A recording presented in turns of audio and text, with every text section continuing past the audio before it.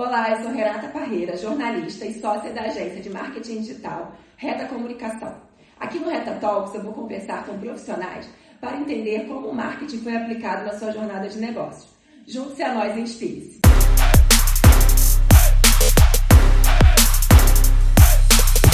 O lema da nossa convidada de hoje é Vista-se para a Vida. Ela é uma das pessoas mais elegantes que eu conheço, mas não foi sempre assim. Ela começou o seu negócio como maquiadora, antes ela era administradora, e aí ela percebeu como o poder da imagem influencia nos negócios.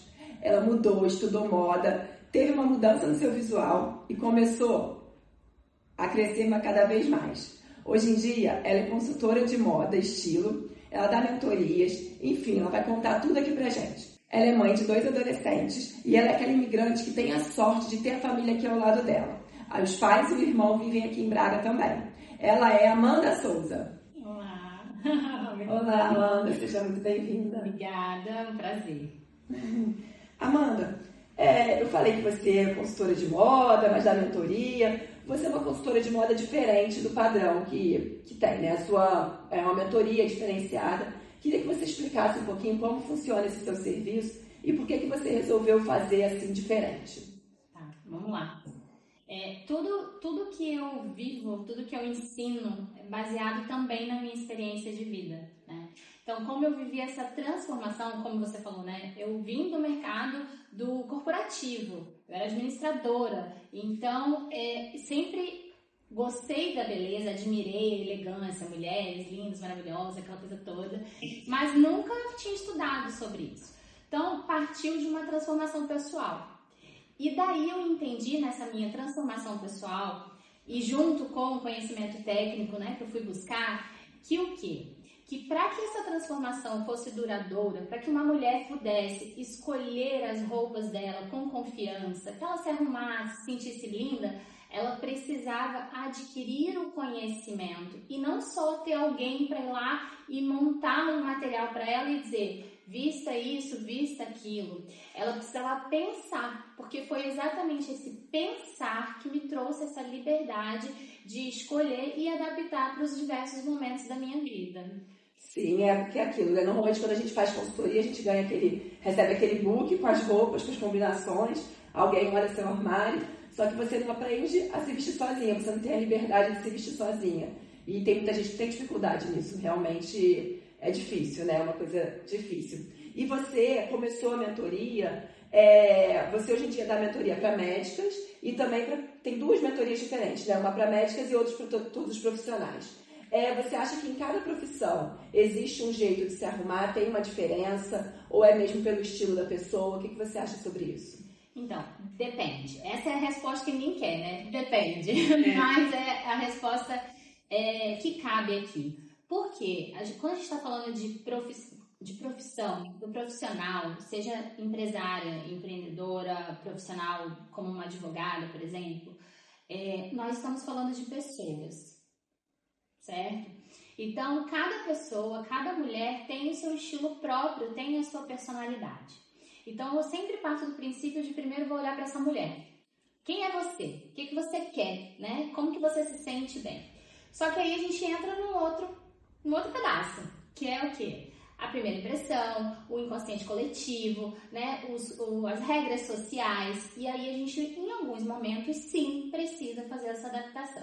Então, eu gosto de usar sempre o exemplo da advogada, porque é uma coisa que é muito clara na cabeça de todo mundo.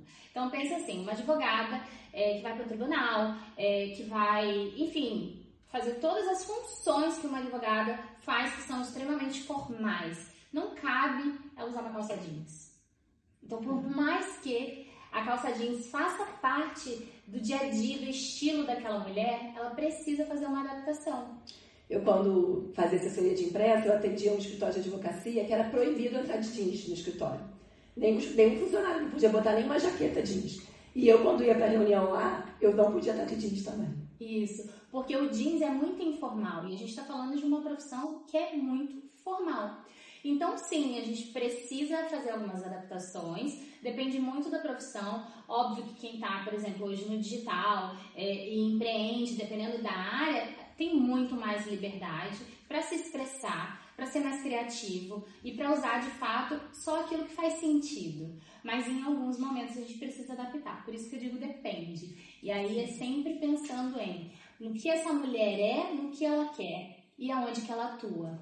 Sim, a imagem que ela quer passar. Eu, por exemplo, quando for uma dermatologista, eu acho que a dermatologista tem que estar com o cabelo saudável, a pele ótima, né? Porque assim me mostra que ela realmente entende disso. É o que a gente espera, é isso que eu tô falando. Querendo ou não, isso a gente chama de primeira impressão. A gente tem uma ideia, uma expectativa de como determinado profissional. Então, igual você falou, uma dermato. Você imagina que a dermato tem uma pele impecável, né? Tem a unha do cabelo e tudo mais.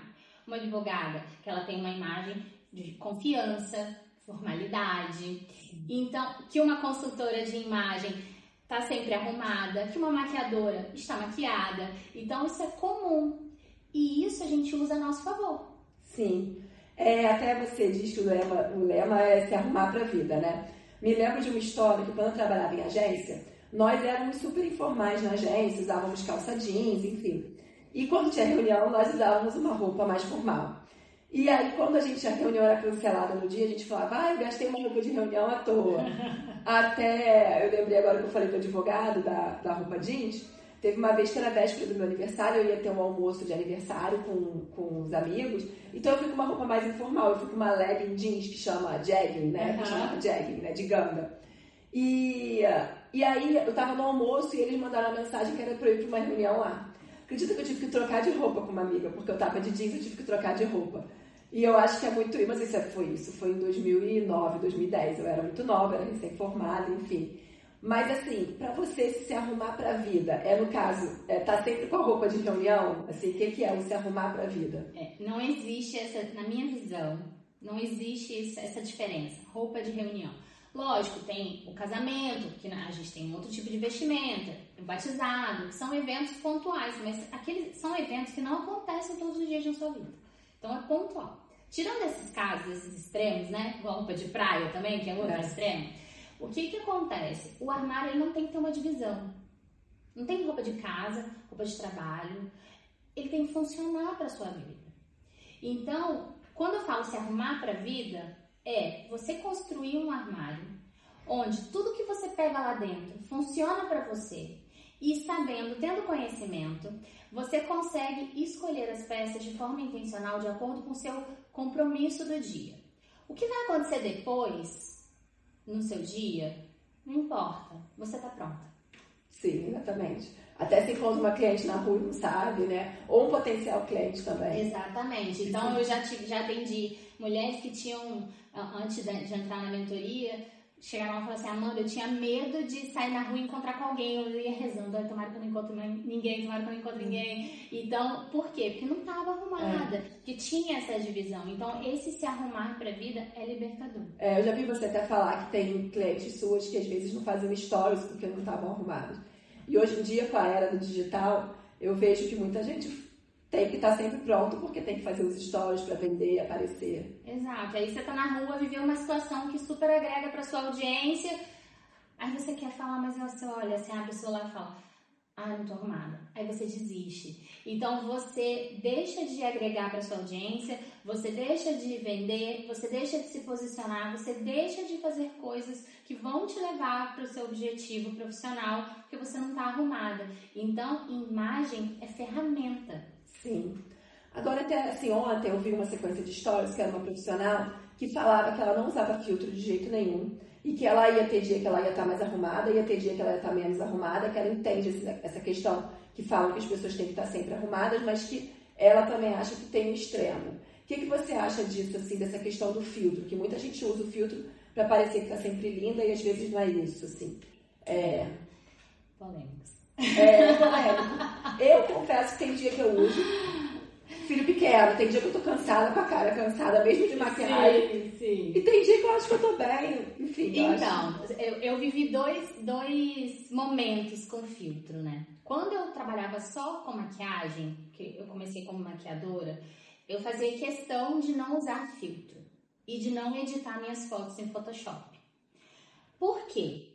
Porque pra mim, eu vivi uma frustração que era olhar pra pessoa e falar, nossa, que maquiagem linda, que pele linda, eu não tenho. E isso às vezes me deixava mal na época, porque eu falava, meu Deus, nada fica bom, minha pele não tá boa, eu não sei maquiar, aquelas coisas. Quando eu comecei, né, a insegurança e tudo mais.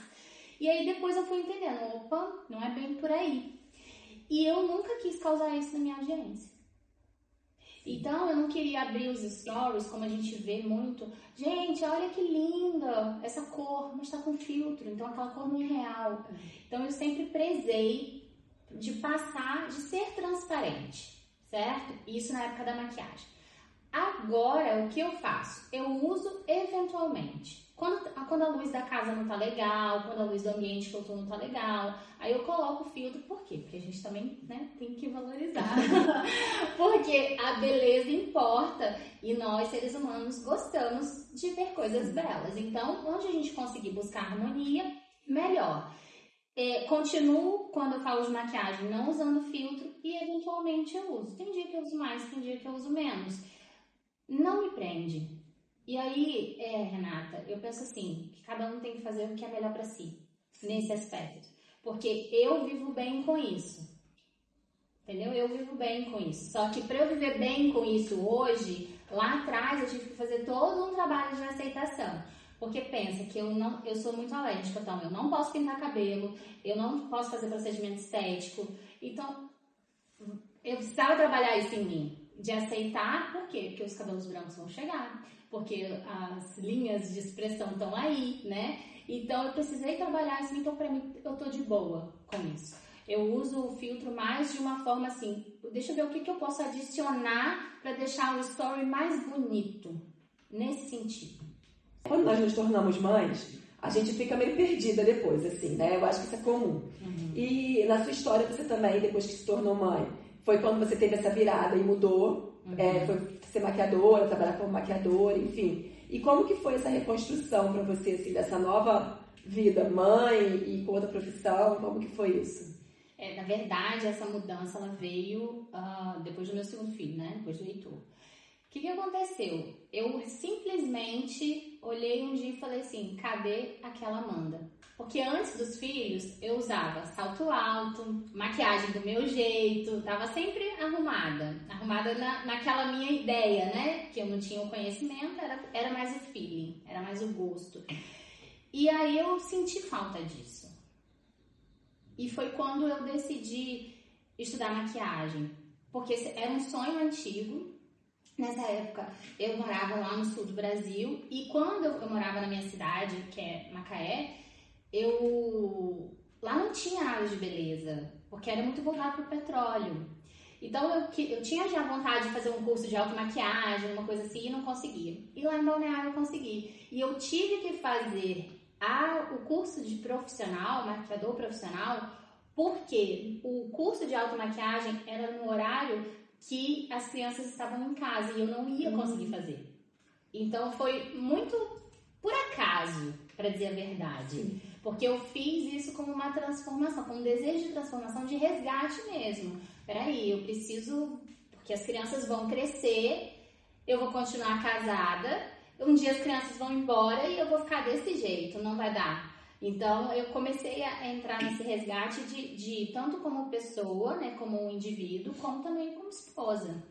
E aí, eu fiz, e quando eu estava lá na formação, eu tive a oportunidade, claro, a gente vai maquiando outras mulheres, e aí eu vi que tinha algo a mais ali. E foi isso que me encantou para trabalhar com o que eu trabalho hoje. Quando terminei a maquiagem, a mulher se olhou no espelho e ela falou assim, nossa, uau! Então foi um processo pessoal mesmo e que deu muito trabalho, eu sempre digo isso, porque os filhos não entendem, eles não vão dizer assim, senta aí mamãe, faz a sua maquiagem, fica bela. Imagina, você vai sentar e vai vir uma criança atrás da outra pedindo cada hora uma coisa. Então foi um trabalho mesmo de educá-los, de que aquele momento era meu, era importante. E claro que isso reverberava positivamente neles também depois, porque se eu tô bem, o resto tudo tá bem. Sim, exatamente. E você estudou moda e tal, e depois você procurou o Vitor Damasio, que é o rei dos mentores, e ele virou seu mentor. E você abriu a mentoria, e como que foi esse processo seu de estudo, de abrir mentoria e de criar essa sua marca pessoal no digital que hoje em dia é tão forte? Como tudo que vai começar, assim, é difícil, né? Então, por quê? Como administradora do universo corporativo, eu nunca tive que vender, eu nunca tive que pensar em como criar um método para ensinar as pessoas, porque existe um método, o adulto aprende de forma diferente. Então, eu tinha que fazer isso, então foi uma longa jornada, continua sendo, porque a gente está sempre estudando, e aí eu procurei, porque ele era referência. E eu queria viver aquilo que ele ensina, que era a questão da liberdade. Eu queria que o trabalho fizesse parte da minha vida e que não fosse assim, agora eu estou trabalhando, agora eu estou vivendo. Eu queria que fosse uma coisa só. E aí eu procurei por ele, fiz vários programas dele, inclusive o Vida de Mentor, para justamente criar uma metodologia onde eu pudesse tirar o que está aqui na minha cabeça e entregar a transformação para essas mulheres e que fosse de forma duradoura e fiel, né? Que funcionasse, a verdade é essa. Eu queria que funcionasse muito bem, do jeito que funcionou para mim, eu queria que funcionasse para elas também. Então foi um período de muito estudo para entender de vendas, de método, de entrega mesmo, dos modelos de entrega, do que fazia sentido para mim. Então eu passei por vários testes de, isso aqui não tá funcionando, imagina, a gente mora aqui em Portugal, e aí tem um fuso horário, e aí eu precisei fazer todos esses ajustes. E aí, Renata, o que mudou muito foi quando eu decidi abraçar o erro. Porque eu tinha medo de errar. Tinha muito medo de errar. E aí, quando eu resolvi abraçar o erro, as coisas foram se encaminhando melhor, de forma mais leve. Não é que eu não erro, eu erro, mas eu entendo hoje que o erro, ele vem para me ensinar algo. Então, ok, esse não é o jeito certo de fazer, vamos pro próximo. E assim a gente foi evoluindo, e por isso que eu gravo stories, eu faço live, eu faço o que tem que fazer, porque eu entendo que se eu errar ali, eu posso consertar e fazer melhor. Sim, e você faz um storytelling da sua vida muito bem feito, né? Você e seu marido Anderson mostram, vocês fazem ali um jogo e tem o marido e mostra a vida pessoal um pouco, profissional. Eu vejo que você também sempre tenta conectar mesmo no seu momento pessoal, você tenta conectar com o seu tema. Mas para você, tá falando do erro, né? Sempre foi fácil gravar vídeo. Como que foi esse processo para você? Sempre foi uma loucura. Mas acho que deu resultado. Com certeza. Na verdade, assim, eu sempre fui muito direta. Inclusive, como você trouxe o Anderson aqui, né, o marido, a gente trabalha junto e ele falava, não pode ser assim, você é muito direto, porque eu já entrava assim, contando a história e tal, bem, sabe, bem no jeitão mesmo. E aí eu fui aprendendo a contar histórias. Eu fui aprendendo. Sim. Então, assim, tudo que vocês veem hoje foi feito mesmo uma construção. O que eu sempre soube foi... desde que eu comecei a trabalhar com isso foi falar de maquiagem, entregar a técnica, entregar o meu melhor. Tudo que envolve marketing, eu tive que aprender do zero. Então, para gravar stories, no começo eu tinha muita vergonha, eu não gravava na rua, às vezes eu gravava 5 vezes o mesmo story, eu falava, não tá bom, e aí eu apagava, fazia de novo. Hoje já vai mais no flow, então é prática, que é o que eu falo para as minhas maravilhosas, né? É prática, gente, tudo é prática. Então, o que você precisa fazer seja na maquiagem, seja no vestir, seja no gravar stories, é fazer. Sim, começar. Tem que fazer. Colocar um mínimo, uma meta mínima ali, para que você possa trabalhar isso. E os stories hoje é a ferramenta que a gente tem de conexão. É a melhor ferramenta de conexão que a gente tem no Instagram hoje. Precisa ser feito. Sim, eu acho uma coisa que você faz muito bem feita, que eu falo isso para as pessoas, ter uma rotina, um roteiro. Assim, por exemplo, você sempre dá o bom dia do ginásio. Depois tem a foto no espelho, se arrumou para a vida, né? Porque muita gente diz que não tem tempo de gravar stories, mas se você tiver uma rotina ali, não precisa inovar, não precisa fazer um bom dia cada dia diferente. Faz mais ou menos a mesma coisa ali, que pelo menos aparece ali, vai ter o básico que as pessoas esperam isso. Isso, e aí cada um vai moldando de acordo com o quê? Valores, personalidade, o que faz sentido para a audiência. Então, faz sentido para mim postar o treino. Sim. Até porque foi uma mudança Você fala que... de imagem. eu falo de imagem, eu falo de autocuidado. Então faz sentido. E isso trouxe um benefício para mim. Por quê? Porque quando eu comecei a fazer academia, isso ajudou a reforçar. Não, peraí, eu preciso ir. Também. Isso também contribuiu. Então, muitas vezes, quando a gente faz os stories ou estuda alguma coisa, é pra gente. Sim, com certeza. E as pessoas se inspiram também. Como você costuma dizer, imagem é comunicação. E qual é para você os 5 pilares básicos para a pessoa ter uma boa imagem que comunique bem? Tá. Vamos falar em 5 não, vamos falar em 3. Ah, tá. Vamos falar em 3. Então, presta atenção, vocês podem até anotar aí quem estiver assistindo a gente.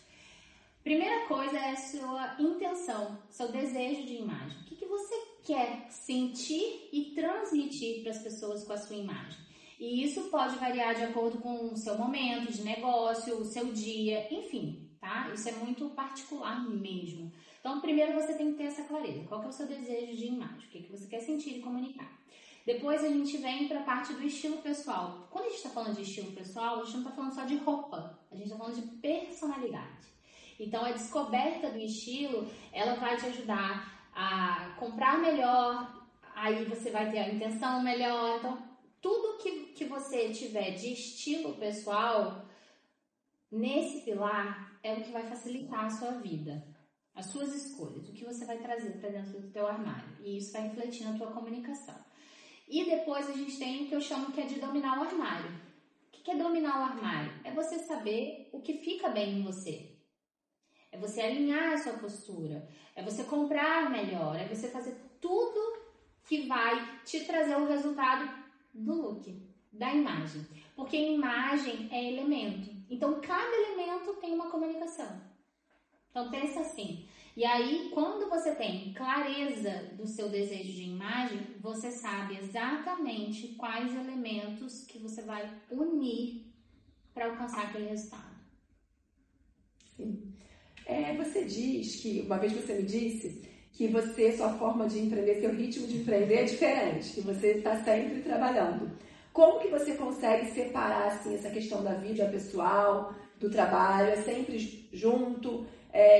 Eu vejo muitos autores, muitos livros que eu leio, que eles falam que tem que ser junto, tudo junto, não tem que separar lazer do trabalho. Mas eu já vejo que tem pessoas que acham que tem que separar. O que você acha disso? É tudo junto. E não tem equilíbrio. Não tem esse negócio de equilíbrio, não tem. O que a gente faz óbvio, em alguns momentos a gente dá lá o sprint, né? Que é um período que a gente trabalha mais por algum projeto, por alguma demanda específica, e depois a gente volta. E tem horas que a gente foca mais na questão família, mas a gente está sempre trabalhando. Porque, como eu te falei, uma das coisas que eu não queria essa separação. Trabalho e vida, é tudo a mesma coisa. E eu gosto muito do que eu faço. Então, pra mim, é legal estar no shopping passeando com a minha família e de repente eu olhar uma coisa e falar assim, nossa, isso aqui tem uma cliente tal que vai gostar. E eu vou tirar foto e vou mandar pra ela. Eu não vou pensar assim, agora eu não estou trabalhando. Eu não faço assim. E eu gosto de viver assim, sabe? Eu acho ideal quando a gente empreende, né? Eu lembrei assim outro dia até fiz um stories que eu falava isso. Quando a gente trabalha, às vezes a gente ir para a empresa, né? E a gente às vezes tem que trabalhar no fim de semana, trabalhar fora do horário, a gente, é uma tortura. E quando a gente é empreendedor, a gente gosta do que a gente faz. Quando a gente tem que fazer alguma coisa no fim de semana, pra gente é um prazer, que a gente sabe que vai fazer, que vai ser bom. E também se tiver que tirar um dia de folga durante a semana, a gente consegue gerir melhor o nosso horário, o nosso tempo. É isso. E é um empreender que traz muitos benefícios para nossa família. Então, uma coisa faz parte da outra. Sim. E assim, qual foi uma inspiração para você no seu trabalho? Uma pessoa, uma frase, alguma coisa que te inspira no seu trabalho todos os dias? Legal. Na verdade, quando eu comecei lá na maquiagem, o Torquato, né? O Fernando Torquato sempre foi uma inspiração para mim. Porque ele dizia assim, eu sei que eu fiz um bom trabalho quando a mulher olha no espelho e se reconhece. Isso, pra mim, sempre eu pensava assim, é isso. Eu quero fazer o que aquela mulher quer, não o que eu acho que é melhor para ela. Então, eu faço muito essa distinção também lá dentro da mentoria. Olha, essa daqui é a minha opinião técnica, certo? Essa é a minha opinião pessoal. A decisão final é tua. Então, eu sempre guiei o meu trabalho, seja como maquiadora, seja como mentora de imagem, nesse aspecto. Porque, Renata, no fim das contas, é aquela mulher que vai se olhar no espelho. Sim. Então, isso para mim sempre foi um valor. E ela precisa se reconhecer. Porque é esse reconhecer que faz ela ter mais confiança, mais autoestima, mais resultado, seja na vida pessoal ou profissional. Sim.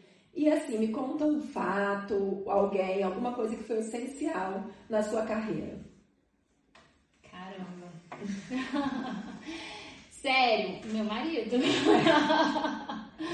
eu brinco, né? Eu digo que eu não ia dar conta assim, sem ele, né? Porque imagina, eu contando as minhas histórias de forma direta, ele que faz todo o audiovisual do meu perfil, então todas as estratégias. Então não consigo pensar hoje num resultado que eu tenho se não tivesse ele comigo. Não que eu não conseguiria, eu tenho certeza que eu conseguiria, mas não no tempo que eu consegui. Então, ter ele ao meu lado fez toda a diferença para tomar as decisões do que investir, do que fazer, do que não fazer, sabe? Distrair muito, igual você falou, tá bem posicionada, distrair essa minha personalidade e não também, da mesma forma como eu não faço com as minhas clientes, ele também não faz não pode ser assim. Esse é o meu jeito.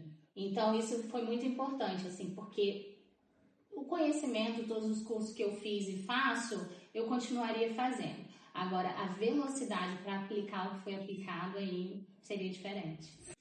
Amanda, e você tem algo que queira divulgar? Alguma turma aberta, alguma mentoria, curso, enfim? Sim.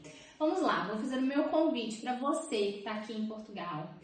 No dia 28 de setembro, nós vamos fazer um evento específico para mulheres que querem empreender, que já tem a ideia do que quer fazer e quer tirar do papel. Então, a gente vai falar da parte de mentalidade, vendas, estrutura de conteúdo, posicionamento, tudo que você precisa para, de fato, se posicionar e começar a fazer o seu negócio funcionar, rodar, né? E aí, você que está aqui em Portugal, o nome do evento é Ela Transforma, no dia 28 de setembro. A Renata vai colocar aqui em algum lugar, né, na descrição, o lugar onde você pode adquirir o seu ingresso. E, claro, para você que está no Brasil, porque o digital tem essa mágica da gente chegar em todos os lugares. Então, você que não está em Portugal, nem vou falar no Brasil, você que não está em Portugal e já entendeu que a imagem faz a diferença na sua vida, o meu convite é para você me seguir. Meu Instagram é @eu.amandasouza, e quando você chegar lá no meu Instagram, você vai me mandar um direct, vai dizer assim, vim do Reta Talks, tá bom? Bom, Amanda, muito obrigada, adorei essa participação aqui, foi ótima. E vamos fazer um brinde. Muito bom, obrigada pelo convite, adorei. E lembrem-se, se arrumem pra vida. Isso aí. Bom, espero que vocês tenham gostado desse episódio e se inscreve aqui no canal do YouTube, segue no Spotify, segue o Reta Comunica lá no Instagram e os próximos episódios vão ser, assim, muito bons também.